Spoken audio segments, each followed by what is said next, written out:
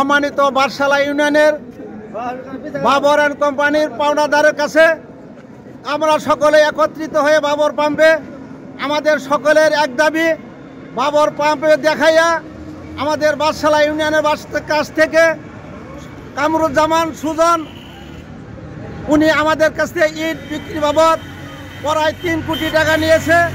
Babur pump বিক্রি করে টাকা দিব বলিয়া দিচ্ছি বলিয়া এটা বছরকে বছর অতিবাহিত করছে। আমাদের পাওনাদার না বাবর পাম্পে আমরা লক্ষ লক্ষ টাকা পাই, 3 কোটি টাকা পাই। এই 3 কোটি টাকার বিনিময়ে আমরা অনেক ঋণগ্রস্ত হয়ে ক্ষতিগ্রস্ত হয়ে আমাদের এখানে কোনো স্থান পাইতেছি না। বিভিন্ন জায়গায় বিভিন্নভাবে আমরা উত্তেজিত অবস্থায় কোথাও কোনো স্থান পাইলাম না। এবং আমরা এলাকার বাসী, এলাকার মধ্যে আমার তেলের পাম্প আছে, এটা ফারুক সাহেব কেন কিনলো? ফারুক সাহেব আমাদের দাবি না মিটাইয়া নিল যে তাহলে আমাদের 3 কোটি টাকা দিয়ে সাইরা ফারুক সাহেব এই তেলের পাম্পে আসবে। এবং কি আমরা যদি ঋণগুলো পাওয়া যায় তাহলে তো ফারুক সাহেবের সাথে আমাদের কোনো প্রতিযোগিতা হবে না। আর যদি ফারুক সাহেব যদি আমাদের এই ঋণ না দেওয়া পর্যন্ত উনি তালা ভাঙ্গে এবং কি দুর্যোগ বলে তাহলে আমরা আনের আশ্রয় তো নিচ্ছি, আরো নিব। আমি 12 লক্ষ টাকা পাবো। কিসের টাকা দিচ্ছিলেন এটা? এটা বাবর ইট বাটার উপরে ইট কিনছিলেন? জি জি। পর্যন্ত আমাদের পাওনা পাচ্ছি না, যার ফলে বাবর পাম্প আজকে ফারুক আহমদের কাছে বিক্রি করে ফেলছে। আমরা যার ফলে এলাকার 7 নং বারশালা ইউনিয়নের সকল পাওনাদার একত্রিত হয়ে আমরা সুন্দর সুষ্ঠুভাবে শান্তিবদ্ধমে আমরা মানববন্ধন পালন করলাম। আমাদের সকলের এক দাবি, আমাদের পাওনা কমে দিবি সুজন, তুমি পলায়ে থেকে আমাদের পাওনা বিচ্ছেদ করে পাওনা না দিয়ে তুমি পলায়ে থাকো, বাবর পাম্প বিক্রি করছো। আমাদের সকল লোক একত্রিত হয়ে পাওনাদারের পাওনাকে নেওয়ার জন্য আমরা মানববন্ধন করছি। তাই সকলের কাছে আহ্বান জানিয়ে আমাদের এলাকাবাসীর কষ্টের টাকা পাওনাদার বুঝে পাওয়ার জন্য সকলকে আহ্বান জানিয়ে বাবর পাম্প আমরা এই মুহূর্তে আমরা মানববন্ধন করলাম। আমাদের পাওনা যেন আমরা পায়ে যাই এই দাবি। পাম্পকে তালা মারছি, সমাধান না হওয়া পর্যন্ত বাবর পাম্প বন্ধ থাকবে। ইউনিয়নের বাবর অ্যান্ড কোম্পানির স্বত্বাধিকারী কামরুজ্জামান সুজনের নিকট আমাদের বাদশালাবাসীর প্রায় 3 কোটি টাকা ইট ক্রয় বাবদ দীর্ঘ প্রায় 5 বছর যাবৎ আমাদেরকে দিয়ে দিচ্ছি বলে তিনি ঘুরাইতেছে। আমাদের পাওনাকৃত টাকা আদায়ের জন্য আমরা শেরপুর জেলায় বিভিন্ন সময় বিভিন্নভাবে মানববন্ধন এবং বিভিন্ন সভা সমাবেশ করেছি। দীর্ঘ প্রায় 5 বছর যাবৎ আমরা ঘুরতেছি, তবু কামরুজ্জামান সুজন আমাদের পাওনাকৃত টাকা দিচ্ছে না। সে আমাদের বাদশালা ইউনিয়নে বাবর ফিলিং স্টেশন এবং SS পাম্প এই 2টি পাম্প বিক্রি করে আমাদের টাকা দেওয়ার জন্য ইতিপূর্বে প্রতিশ্রুতি দিয়েছে। ইতিমধ্যে আমরা জানতে পেরেছি যে ফারুক সাহেবের নিকট এই বাবর পাম্প বিক্রি করেছে। তো আমরা বাদশালাবাসী প্রায় 108 জন পাওনাদার প্রায় 3 কোটি টাকার মতো তার কাছে আমরা সুজনের কাছে আমরা পাই।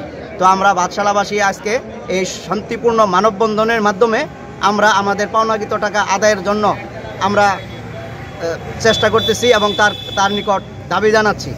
আর আজ থেকে আমরা এই বাবর পাম্পে যেন তেল বিক্রি না হয়, শান্তিপূর্ণভাবে যেন আমাদের পাওনাকৃত টাকা আদায়ের বিষয়ে সুষ্ঠুভাবে এই সমাধান না করে যিনি ক্রয় করেছেন তিনি যেন এই তালা না ভাঙেন এবং তেল বিক্রি না করেন।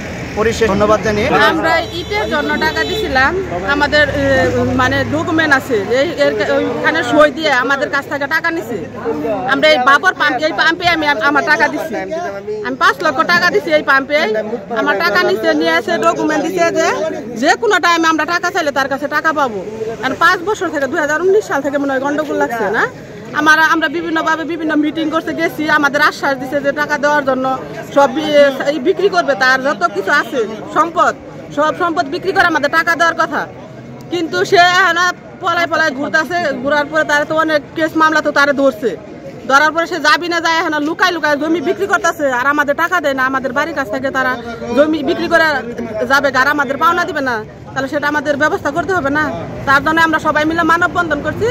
যে লোক কিনছে সেই লোক বেশ ভালো করে জানে যে আমাদের এই বাদশালা ইউনিয়নকে সারা বাংলাদেশ থেকে মনে হয় সে টাকা নিছে, তাহলে সে কেন এই সম্পদটা কিনলো?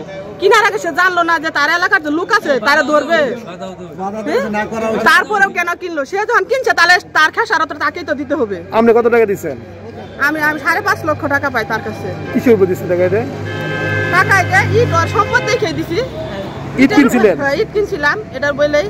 আর সে টাকা দিতে চাইছে যে তার সম্পদ বিক্রি করে আমরা টাকা। নাতি জামাই কাঠ কাটে ভাত খায়, তিনটা নৌ পানি করে 1.5 লক্ষ টাকা দেওয়া হয়েছে আমার ছেলের বয়ে, আমার নাতিন জামাই। এই টাকাটা মেলা বাসাত যাওয়া হয়েছে, ওগুলো তাকদা করা হয়েছে, ওরা খালি কইছে দিমু দিমু দিমু। ওখান তলে তলে সব বেচা কিনি কইরে আমার নাতিন জামাইটা অসহায়, একেবারে অসহায়। এটা ঘর দিব কইরে ঈদের পর 1 লাখ টাকা দিছিল, আমার পুতের বই 1 লাখ টাকা দিছিল। এই টাকাটা উড়াইয়া দিল না, মেলা দিন হয়ে গেল গা, মেলা তাকদা করলো। এখন আঙ্গর আর বলবার কিছু নাই, অনেক যে কিনে নিল ওরা একটা চিন্তার দরকার, মেলা দিন ধরে ইন্দু থাকে।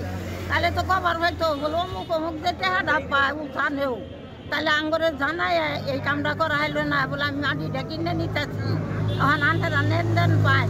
তাহলে ওরা যদি হাসেন সবের বইরে কইতো যে ইঁদু দিয়ে আবিলি যে আমার ধরছে পাওনাদার, তোমার জমিনটা যে আমরা নিতেছি, তাহলে এখন এই টাকাটাও করে দিব না দিব না, এখন টাকাই দিব।